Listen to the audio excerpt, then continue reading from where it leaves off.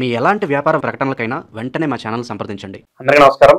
ఈ రోజు మనతో పాటు ప్రముఖ తంత్ర జ్యోతిష్యులు, జ్యోతిష రత్న, జ్యోతిష సామ్రాట్ చింతా రుక్మాన్ గదరావు గారు మనతో ఉన్నారు. గురువు గారితో మాట్లాడేద్దాం. నమస్కారం గురుగారు.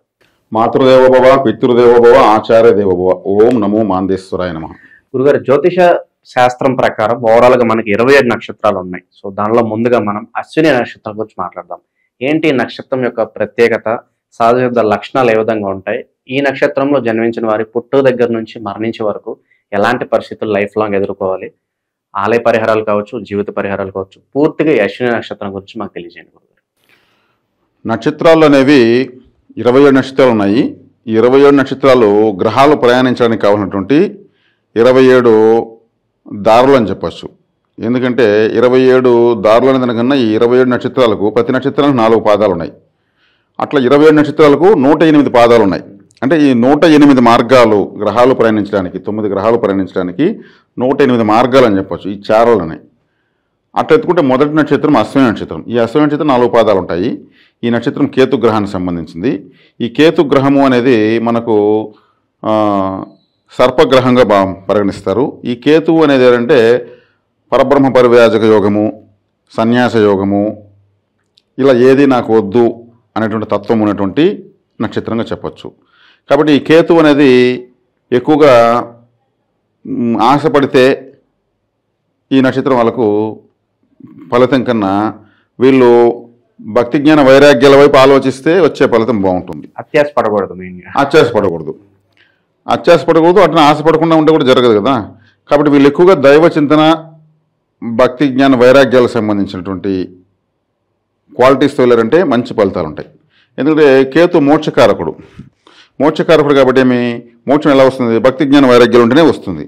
అప్పుడు వీళ్ళ ఇష్టదైవము, కులదైవము, ఆరాధ్య దైవము, ఇలవేల్పు దైవము ఎవరినో ఒకరిని గట్టిగా పట్టుకొని వీళ్ళు ముందుకు పోగలిగితే పనులు జరుగుతూ ఉంటాయి. కాబట్టి కేతు నక్షత్రము అనేటువంటి అశ్విని అనేది మొట్టమొదటి నక్షత్రంగా చెప్పబడుతుంది. ఈ 4 పాదాల్లో ఎవరు పుట్టినా కానీ వాళ్ళకు విరక్తి, వైరాగ్యము, అసహనము అనుకున్న వెంటనే కాకపోవడం లాంటివి జరుగుతూ ఉంటాయి. ఇక్కడ వచ్చేకాడికి కేతువు ఉన్నప్పుడు ఎక్కువగా రుణ బాధలు కూడా ఎక్కువగా ఈ నక్షత్రం వాళ్ళకు ఉండేదానికి అవకాశం ఉంటుంది. ఈ నక్షత్రంలో ఏ గ్రహం వచ్చినా కానీ ఫలితాన్ని అంత వేగంగా ఇవ్వలేదు. తల లేనప్పుడు దృష్టి ఉండదు కదండి, తల ఉంటే చూపు ఉంటుంది.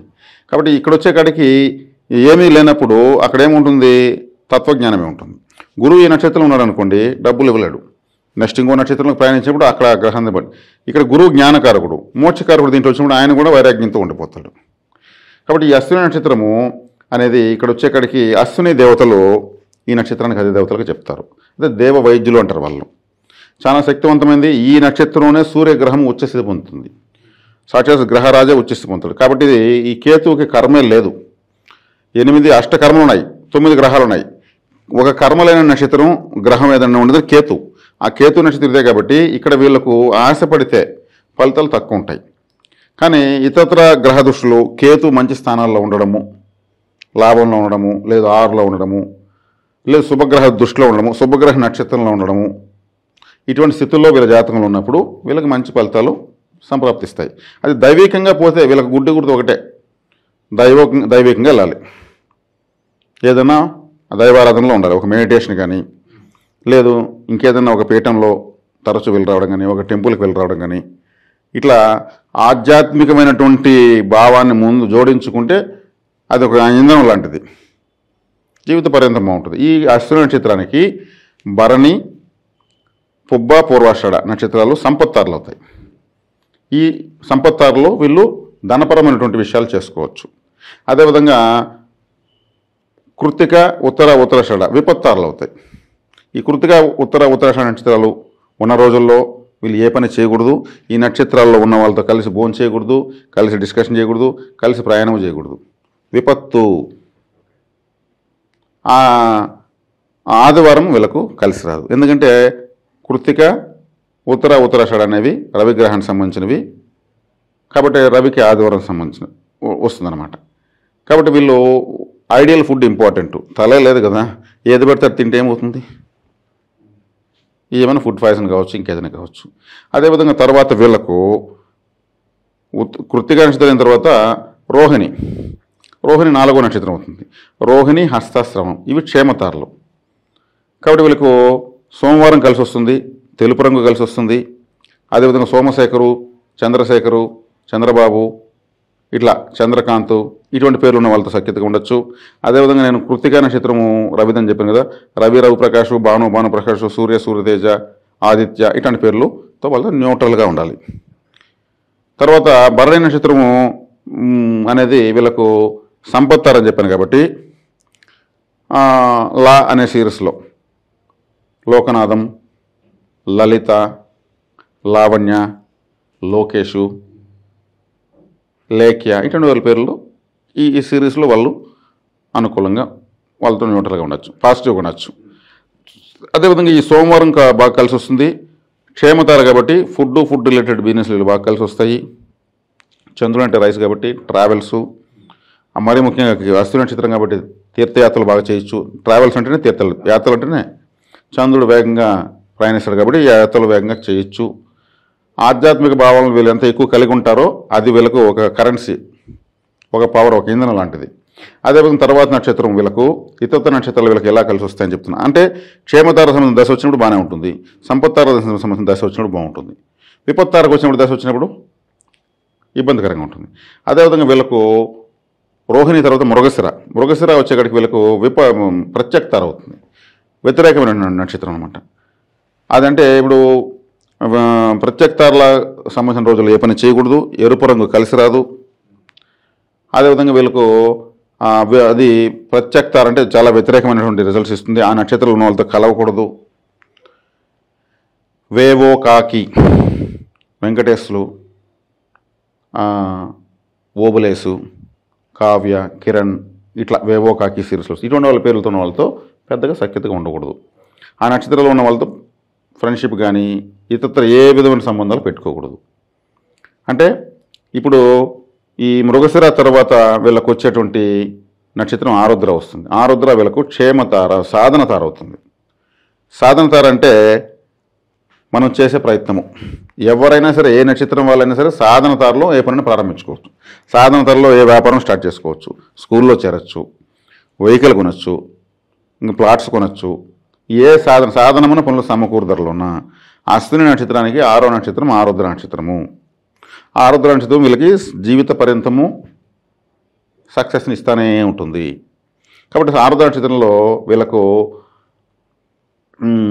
జ్ఞ, కా ఇట్లా కొంచెం ఈ కా సిరీస్తో వచ్చేటువంటివి కీ, కు ఇట్లా వస్తాయన్నమాట. ఈ అక్షరాలతో ఉన్న వాళ్ళతో సఖ్యతగా ఉండొచ్చు. ఆరుద్ర నక్షత్రానికి సంబంధించినటువంటిది పరమేశ్వరుడు కాబట్టి పరమశివుని యొక్క ఆరాధన ఎక్కువ చేయొచ్చు. పరమేశ్వరుడు ఇంకా ఆయన ఆదిదేవుడు కాబట్టి వీళ్ళు మోక్షాన్ని, దేవతను ఎక్కువగా ఇష్టపడాలి కాబట్టి భక్తి జ్ఞాన వైరాగ్యాలు ఉండాలి కాబట్టి వీళ్ళు చక్కగా శివారాధన ఎక్కువ చేసుకోవచ్చు. ఈ శివాలయానికి వెళ్ళి ప్రారంభించుకుని సక్సెస్ అవుతాయి వీళ్ళకు. అదేవిధంగా వీళ్ళ జాతకంలో ఆరుద్రలో నక్షత్రంలో ఉన్నటువంటి గ్రహము వీళ్ళకి యోగిస్తుంది. ఒక అవయవ గ్రహమే. ఇప్పుడు ప్రత్యక్తార, విపత్తారకు ఉన్నటువంటి గ్రహాలు కూడా ఆరుద్రలో ఉంటే వీళ్ళకు యోగిస్తాయి. సాధన తారలో ఉన్నాయి. వ్యతిరేక గ్రహం వ్యతిరేకం ఇస్తుంది, కానీ అది మంచి తారలో, మనిషి నక్షత్రంలో ఉన్నప్పుడు మంచినే ఇస్తుంది.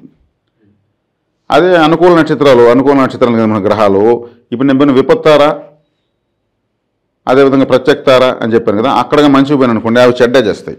ఎందుకంటే పోయి ఉన్నది ప్రత్యక్తారలో. అంటే నక్షత్రాల్లో గ్రహాలు ఉండడాన్ని బట్టే దశలు, భుక్తులు, వాళ్ళ జీవితం నిర్ధారించబడుతుంది. ఇప్పుడు విపత్తారలో ఆయుష్నిచ్చేటువంటి గ్రహం పోయి ఉందనుకోండి, ఆయుష్ విపత్తు అవుతుంది. అదే ఆయుష్నిచ్చేటువంటి గ్రహము సంపత్తారలో ఉందనుకోండి, ఆయుష్ సంపద అంటే పెరుగుతుంది. ఇదే ఫార్ములాస్ చూడాల్సిన జాతకంలో. ఉన్న నక్షత్రం ఏంటి, తారేంటి, చారేంటి. చెడు గ్రహం చెడ్డ చేస్తుందంటే మంచి కూడా చేస్తుంది. ఎప్పుడు శుభతారలో ఉన్నప్పుడు మంచి చేస్తుంది. అదే మంచి గ్రహం చెడు చేస్తుంది ఎప్పుడు ప్రత్యక్తార, విపత్తార ఇట్లా వ్యతిరేక తారలో ఉన్నప్పుడు చెడ్డ చేస్తుంది. తర్వాత వీళ్ళకు 7వ నక్షత్రం వచ్చేక్కడికి పునర్వసు అనేది వీళ్ళకి నైదన తార అది మంచిది కాదు. నైదన తారలో ఉన్నటువంటి వాళ్ళను వివాహం చేసుకోకూడదు. ఫస్ట్ 7వ నక్షత్రం అంటేనే అది 7 అడుగులు వేస్తారు అది వివాహానికి. ఆ నక్షత్రం ఉన్నటువంటి అమ్మాయిని కానీ లేదా అబ్బాయిని కానీ వివాహం చేసుకోకూడదు. వీళ్ళకి అసలే భక్తి జ్ఞాన వైరాగ్యాలు ఎక్కువ. ఏమాత్రం తేడా వస్తే కానీ వీళ్ళు వైరాగ్యంలోకి వెళ్ళిపోతారు. అనురాగంగా ఉండాల్సిన దాంపత్యంలో వైరాగ్యంలోకి వెళ్ళిపోతారు. ఇంట్రెస్ట్ రాదు. అప్పుడేమవుతుంది, జీవితం చెడిపోతుంది. అదే పునర్వసు నక్షత్రం నైదన తారలో ఉన్నటువంటి వాళ్ళతో వ్యాపారం చేయకూడదు, పార్ట్నర్షిప్ చేయకూడదు, ఇతరులతో ఏ ముఖ్యమైన వ్యవహారాలు చేసుకోకూడదు. దాని పేరు అది నేను ఇబ్బంది కలిగిస్తాను అంటూ ఉంది. అంటే ఈ నక్షత్రం వాళ్ళకు తక్కిన నక్షత్రాల వాళ్ళతో తక్కిన నక్షత్ర భావకారకత్వాలతో ఎలా ఉంటుంది అనే దాన్ని బట్టి అవన్నీ జీవితంలో వాళ్ళకు ఎదురవుతాయి. అప్పుడు దాన్ని బట్టి ఫలితం ఉంటుంది. క్లుప్తంగా నక్షత్ర విజ్ఞానంలో కనుక్కునేయచ్చు. 8వ తార వీళ్ళకు పుష్యమి అవుతుంది. పుష్యమి మిత్రతార. పుష్యమి అంటే ఏమంటే సిద్ధ గురు మండలము. శంబల నగరం ఉంటాం కదా, అది సిద్ధ గురు మండలం. చక్కగా వీళ్ళు అసలే అశ్విని నక్షత్రం భక్తి జ్ఞాన వైరాగ్యాల కేతువు. సిద్ధ గురువులు అన్నప్పుడు ఏమవుతుంది, అది ఇంకా బాగా కనెక్ట్ అవుతుంది. ఎప్పుడు కూడా అగ్ని గాలి పంచభూతాలు ఉంటాయి కదా, అగ్ని గాలి కాంబినేషన్ బాగుంటుంది, భూమి నీరు కాంబినేషన్ బాగుంటుంది. ఈ 4 కలిసి ఆకాశంలో ఉంటాయి. ఇవి పంచభూతాలు. ఇప్పుడు సన్యాసి కనెక్ట్ అవుతారు, సన్యాసి సంసారి కనెక్ట్ కారు. గాలికి అగ్గి తోడైనట్టు అంటారు, కానీ నీళ్ళకి అగ్గి తోడవుతుంది, అగ్గి ఆరిపోతుంది, నిప్పు ఆరిపోతుంది. కాబట్టి వీళ్ళకు పుష్యమి నక్షత్రం అంటే సిద్ధగురు మండలం కాబట్టి భక్తి జ్ఞాన వైరాగ్యాలకు నిలయం కాబట్టి గురువులను కలవచ్చు, కుంభమేళాలకు వెళ్ళొచ్చు, పీఠాలకు వెళ్ళొచ్చు, జీవ సమాధులను సందర్శించవచ్చు. జీవ సమాధి సందర్శిస్తే వీళ్ళకి చాలా మంచిది. బ్రహ్మంగారి మఠం, ఆయన మన గులగమూడి వెంకయ్య, రాఘవేంద్ర స్వామి, షిరిడి సాయిబాబా, సత్య సాయిబాబా, అవన్నీ పుష్యమి నక్షత్రం ప్రభావాలు ఉంటాయి, సిద్ధగురు మండలంలో ఉంటాయి. అవి అక్కడికి వెళ్ళిన వెంటనే వీళ్ళకి యాక్టివేట్ అవుతారు. తర్వాత వీళ్ళకు పరమమిత్రతార ఆశ్లేష నక్షత్రం. అశ్విని నక్షత్రం వాళ్ళకు 9వ నక్షత్రము ఆశ్లేష. పరమ మిత్రతార. మిత్రతారకన అంటే బెస్ట్ ఫ్రెండ్. ఏదో విలేజెస్ అంటారు, జాన్ జిగిరి మీ ఫ్రెండ్ నాకు అంటుంటారు అట్లా. కాబట్టి ఈ నక్షత్రము బుధుడిది. ఈ నక్షత్రము ఆశ్లేష నక్షత్రం అంటే ఆదిశేషుడు నక్షత్రము. ఆదిశేషుడు ఎక్కడున్నాడు, తిరుమల పర్వతమే ఆదిశేషుడు, శేషాచల పర్వతం ఆదిశేషుడి పైన శ్రీ మహావిష్ణువు ఉన్నాడు. ఆశ్లేష నక్షత్రం వీళ్ళు తిరుమలకు వెళ్ళొచ్చు, ఆ పర్వతాన్ని అధిరోహించవచ్చు. వీళ్ళకు చాలా చాలా మంచిది, అన్ని పనులు అవుతూ వస్తాయి అన్నమాట. అంటే మిగిలిన గ్రహాలు భుక్తులు ఈ కేతు మహాదశలో కూడా వస్తాయి. అంటే ఏ భుక్తి వచ్చినప్పుడు వ్యతిరేకత, ఏ భుక్తి వచ్చినప్పుడు అనుకూలత ఇక్కడ తెలిసిపోయింది కదా. 120 సంవత్సరాలు మనిషి ఆయుర్దాయం. 120 సంవత్సరాలు. 6 అడుగులు ఉన్న మనిషికి 120 సంవత్సరాలు. అడుగుకి 20 సంవత్సరాలు లెక్కని చెప్పారు. ద్వాపర యుగంలో 12 అడుగులు మనిషి ఉన్నాడు, 240 సంవత్సరాల ఆయుష్. త్రేతాయుగంలో 24 అడుగులు ఉన్నారు మనుషులు. అంటే ఇంకొక 120 సంవత్సరాలు, 360 సంవత్సరాలు మనిషి ఆయుర్దాయం. కృతయుగంలో ఇంకొక 6 అడుగులు ఎక్స్ట్రా ఉన్నారు, 24 అంటే 30 అడుగులు ఉన్నారు. అప్పుడు 360 ఇంకొక 120 వేసుకుని 480 సంవత్సరాలు ఒక మనిషి ఆయుర్దాయం. వాళ్ళు అంత పొడుగు ఉన్నారు. ఎట్లా కనిపిస్తున్నారంటే అందరూ అదే హైట్ ఉంటారు కదా, అందరికి మామూలుగానే కనిపిస్తారు. వాళ్ళు అదే హైట్ ఉంటారు అందరూ. సీతాదేవి 18 అడుగులని, శ్రీరాముడు 20 అడుగులని ఎంతోమంది చెప్పగానే విన్నాను. అది కామన్ హైట్ అప్పట్లో. అప్పుడు ఎవరు మరుగుజ్జులు ఉండేవాళ్ళు కాదు. ఈ 120 సంవత్సరాలు ఈ 9 గ్రహాలకు విభజించబడింది. కాబట్టి ఇక్కడ మనకు ఈ 120 సంవత్సరాల్లో పూర్తి దశలు అనుభవిస్తే 120 సంవత్సరాలు బతుకుతాడు మనిషి. ఇక్కడ విపత్తారంలో ఉన్నటువంటి గ్రహాలు వచ్చి ఆయుష్కారకుడు వీక్గా ఉన్నప్పుడు వీళ్ళకేమవుతుంది, ఆయుష్ క్షీణం అవుతుంది. ప్రమాదాల కారకుడు యాక్సిడెంట్ల కింద కుజుడు వీళ్ళకి మంచి తార కాదు, ప్రత్యేక తారకు సంబంధించిన గ్రహమైన ఆయన మళ్ళీ పోయి ఆయుష్యంలో కూర్చున్ననుకోండి ప్రతికూలం చేసేస్తాడు. ఆ దశ భుక్తి అంతర్భుక్తి వచ్చినప్పుడు ప్రమాదాలు జరుగుతూ ఉంటాయి. దీన్ని బట్టి వ్యక్తిగత జాతకంలో వీళ్లకు అనుకూల తారల్లో ఏ గ్రహాలు ఉన్నాయి, ప్రతికూల తారల్లో ఏ గ్రహాలు ఉన్నాయి. ఎక్కువ గ్రహాలు ప్రతికూల తారలు ఉన్నప్పుడు ఎక్కువ జీవితం కలిసి రాదు, ఎక్కువ గ్రహాలు అనుకూల తారలు ఉన్నప్పుడు అనుకూల జీవితం కలిసి వస్తుంది. అంటే వ్యతిరేక నక్షత్ర గ్రహం కూడా అనుకూల తారల్లో ఉండాలి. సంపత్తార, క్షేమతార, సాధన తార, మిత్రతార, పరమమిత్ర తారలో ఉండాలి. అప్పుడు చెడ్డ గ్రహం కూడా మంచి చేస్తుంది. కొంతమందికి అన్నీ వాళ్ళు కలిసి వస్తూనే ఉంటాయి. వాళ్ళకు అనుకూల నక్షత్రాల్లో గ్రహాలు ఎక్కువ ఉంటాయి. ఏలినాడు శని వస్తే కూడా కలిసి వస్తుంది. శనేశ్వరుడు వాళ్ళకు జన్మజాతకంలో లాభంలో ఉండడము, మరి యోగకారక నక్షత్రంలో ఉండడమే కారణం. అదే శనేశ్వరుడు లాభంలోకి గోచరంలో వచ్చి కూడా నష్టమే జరుగుతూ ఉంటే ప్రత్యేక తారలో, నైదన తారలో, విపత్తారలో శనేశ్వరుడు కానీ జన్మజాతకం ఉంటే ఇక్కడ వచ్చే కాడికి అతను ఇవ్వడు, అతను ఆధిపత్యం వచ్చినంత ఏమి ఇవ్వడు. కాబట్టి గ్రహాలు ఆ కారకత్వాలు ఇవ్వాలంటే జన్మజాతకంలో అనుకూల తారల్లో ఉండాలి. ఇప్పుడు ఏ సందర్భాల్లో వీళ్ళకి మంచి చెడ్డ జరుగుతాయి అనే దాన్ని బట్టి మనం తారల యొక్క శక్తి సామర్థ్యాలు చెప్పాము. ఆ దశలు వచ్చినప్పుడు ప్రాప్తించినప్పుడు ఇక్కడ తార బై బర్త్ చార్ట్లో ఏ విధమైనటువంటి పొజిషన్ తీసుకుంది అని దాన్ని చూసి చెప్పచ్చు. ఇప్పుడు ఉదాహరణకు అష్టమ స్థానంలో కూడా ఉన్నాయి. అనుకూల నక్షత్రాలు ఉంటే ఆయుర్వృద్ధి, ఆకస్మిక ధనలాభం. లాటరీ అంటే 8వ స్థానం. అష్టమ స్థానంలో 6వ ఇంటి వాడు పోయి అనుకూల నక్షత్రం ఉన్నాడంటే ఇన్సూరెన్స్ కంపెనీలో ఏజెంట్గా చేరి 1,00,000 కోట్లు సంపాదిస్తాడు. 8వ స్థానం అంటే ఇన్సూరెన్స్, ఆకస్మికంగా ప్రమాదం జరిగితే వచ్చే బెనిఫిట్. ఇప్పుడు అష్టమ స్థానంలో గ్రహం పడిపోయింది, నీకు ఇంతే కథ అని చెప్పకూడదు. అది 6వ స్థానం అంటే సర్వీస్, సేవ, ఉద్యోగము, ఒకరి కింద పనిచేసే ఉద్యోగం అంటే 6వ స్థానము. 6వ స్థానాధిపతి పోయి అష్టమ స్థానంలో ఉంటూ అక్కడ అనుకూలం మిత్రతార కానీ పరమ మిత్రతారలు కానీ ఉంటే అతను ఆకస్మికంగా జరిగేటువంటి సంస్థలు ఏదైనా ఉంటే ఫైర్ స్టేషన్లో జాబ్ రావచ్చు, ఇన్సూరెన్స్ కంపెనీలో ఏజెంట్గా చేరచ్చు, ఇట్లా వాటిలో ఉంటుంది. కాబట్టి టకామని స్థానాన్ని బట్టి చెప్పకూడదు, ఇక్కడ తారని బట్టి చెప్పాలి. నక్షత్రం అనేది ఇంపార్టెంట్. దీంట్లో వచ్చేకాడికి 1వ నక్షత్రము అశ్విని 1వ పాదంతో స్టార్ట్ అవుతుంది. ఆ 1వ పాదము 0 degrees నుంచి స్టార్ట్ అవుతుంది. 9వ పాదము కృత్తిక 1వ పాదం స్టార్ట్ అవుతుంది ఈ మేషరాశి వాళ్ళకు. అది 29 degrees ఉంటుంది. కాబట్టి ఇవి సంధి స్థానాలు మా మేషరాశిలో. ఈ నక్షత్రాలు అశ్విని 1వ పాదము, కృత్తిక 1వ పాదము మేషరాశిలో సంధి. కన్ఫ్యూజన్స్ ఎక్కువ, ఆ పాదాల్లో ఉన్న వాళ్ళకు కన్ఫ్యూజన్స్ ఎక్కువ. అంటే నక్షత్ర విజ్ఞానం మనం చెప్తున్నది. ఇప్పుడు మనము అశ్విని స్టార్ట్ చేసినాము, టోటల్గా రాశికి చెప్తున్నాం. గురుగారు, కుటుంబ వ్యవస్థ ఎలా ఉంటుంది సాధారణంగా అశ్విని నక్షత్రం ఉన్న వాళ్ళకి? అశ్విని నక్షత్రం వాళ్ళకు కుటుంబ వ్యవస్థ ఎలా ఉంటుందంటే, భరణి నక్షత్రము వీళ్ళకి 2వ నక్షత్రం అవుతుంది. భరణి నక్షత్రం శుక్రుడు వచ్చి ఇక్కడ భార్యకారకుడు, భోగలాలసం ఎక్కువగా ఉన్నటువంటి గ్రహము. ఆ గ్రహము వీళ్లకు ఈ నక్షత్రంలో పుట్టిన వాళ్ళకు 2, 5, అదేవిధంగా 4, తర్వాత 9, 10, 11, 12 స్థానాల్లో బాగా యోగిస్తాడు. ఈ మధ్యలో స్థానాలు ఎందుకంటే 6, 7, 8 శుక్రుడు భృగు షట్ దోషము అంటారు. 6లో ఉంటే షట్ అంటే 6, 7లో ఉంటే కారకో భావనాశయ, వివాహకారకుడు వివాహ స్థానంలో ఉండకూడదు. 8వ స్థానం భృగాష్టమ దోషం.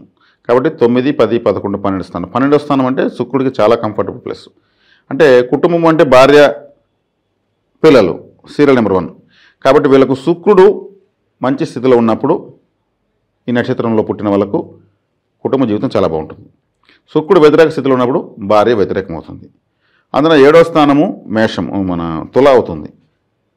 తులా రాశి అంటేనే అది శుక్రుడిది అవుతుంది. కాబట్టి ఈయన 7లో ఉండకూడదు. కాబట్టి ఇక్కడ కుటుంబ స్థానము జడ్జిమెంట్ అందరికీ ఈక్వల్గా ఇవ్వలేము. ఇప్పుడు అందరికీ సూపర్ అని అనుకో, ఈ నక్షత్రంలో పుట్టి ఎంతోమంది ఇబ్బందులు పడుతున్నారు, వాళ్ళకి శుక్రుడు వ్యతిరేకంగా ఉన్నట్టు లెక్క. కాబట్టి ఇక్కడ వచ్చేకాడికి నక్షత్ర విజ్ఞానమే పూర్తిగా జ్యోతిష్యం. అంటే అందరూ రాసులు నా రాశి అనుకుంటూ ఉంటారు. నక్షత్రము, పాదము, తర్వాత మీకు కలిసి వచ్చే నక్షత్ర గ్రహము, భార్యకో గ్రహం ఉంది, సోదరుడికో గ్రహం ఉంది, పిల్లలకో గ్రహం ఉంది, బంధువులకో గ్రహం ఉంది, తల్లికో గ్రహం ఉంది, తండ్రికో గ్రహం ఉంది, స్నేహితులకో గ్రహం ఉంది. ఈ కారకత్వాలకు సంబంధించినటువంటి గ్రహాలు వీళ్ళకు అనుకూలంగా ఉంటే ఆ కారకత్వం బాగుంటుంది. ఏ కారకత్వ గ్రహం అనుకూలంగా ఉండదో ఆ కారకత్వం డ్యామేజ్ అవుతుంది. ఇప్పుడు భార్యకు సంబంధించిన గ్రహం శుక్రుడు ఎప్పుడైతే వ్యతిరేకంగా ఉంటాడో కోర్టుకు వెళ్ళడము, విడాకులు తీసుకోవడము, కలిసి ఉన్న గొడవలు పడుతుండడం లాంటివి జరుగుతాయి. కాబట్టి ఏ నక్షత్రాన్ని కూడా ఇదే ఫైనల్, ఇదే ఫిక్స్డ్, నేను చెప్పింది నిజం అని చెప్పేదానికి లేదు. 700 కోట్ల జనాభా ఉన్నారు, 700 కోట్ల జాతకాలు ఉన్నాయి. ఇంకో 100 కోట్ల జనాభా పుడతారు, 100 కోట్ల జాతకాలు పుడతాయి. కాబట్టి ఈక్వల్గా మనము చెప్పేదానికి లేదు. ప్రతి నక్షత్రం గొప్పదే, ప్రతి నక్షత్రము చెడు చేస్తుంది. అది వాళ్ళ స్థితిగతులు బట్టి, వాళ్ళు పుట్టినప్పుడు ఉన్నటువంటి ఈ ప్రయాణాలు బట్టి చెప్పడం జరుగుతుంది. ఈ వివరణ ఇచ్చిన తర్వాత ఎవరికి ఎక్కడుందో పరిశీలించుకోగలుగుతారు. అది. సో వీళ్ళు లైఫ్ లాంగ్, చివరిగా ఇక వీళ్ళు లైఫ్ లాంగ్ చేసుకోవాల్సిన రెమెడీస్ అంటే ఏం చెప్తారు? లైఫ్ లాంగ్ చేసుకోవాల్సిన వీళ్ళు ఇది భక్తి జ్ఞాన వైరాగ్యపూర్వకంగా ఉండడం వీళ్ళకు సర్వదా శ్రీరామ రక్ష. ఎందుకంటే ఈ నక్షత్రం యొక్క అధిపతి కేతు కాబట్టి, ఆ కేతు యొక్క ఎనర్జీతో పుట్టారు కాబట్టి ఆయన రిలీజ్ చేసేటువంటిది దానికి అనుకూలంగా వీళ్ళు అడుగులు వేయగలిగితే ఆటోమేటిక్ వాళ్ళ మతం ఏదైనా కావచ్చు. కొంతమంది మంచి ఉచ్చస్థితికి వెళ్తారు, ఇతర మతాల్లో కూడా వెళ్తారు, ఫాదర్లు గాను ఇమాములు గాను వెళ్తారు. అక్కడ ఆ స్థితిలో వాళ్ళు ఆ గ్రంథాలు డీప్గా పరిశోధన చేస్తారు. కేతువుకి తల లేదన్నాను కదా, ఈ అనంత విశ్వం ఆయన తల, అనంత విశ్వం ఆయన తల. అందుకే భక్తి జ్ఞాన వైరాగ్యాలు, ఆత్మజ్ఞానము. కాబట్టి ఆ తత్వంలోకి వీళ్ళు వెళ్ళారంటే వీళ్ళకి మిగిలినవన్నీ ఆటోమేటిక్ పని లేకపోతే. ఎవరికి ఏది ఇష్టం అంటే ఈ కేతు గ్రహానికి జ్ఞానము భక్తి వైరాగ్యం అంటే ఇష్టం.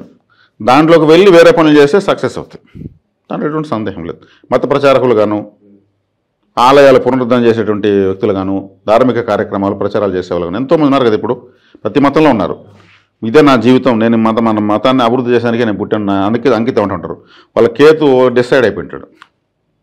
ఇది నక్షత్రం యొక్క సైకాలజీ అట్లే రిలీజ్ చేస్తుంది. దాన్ని వ్యతిరేకంగా పోతే దెబ్బలు తగులుతాయి, జరగవు.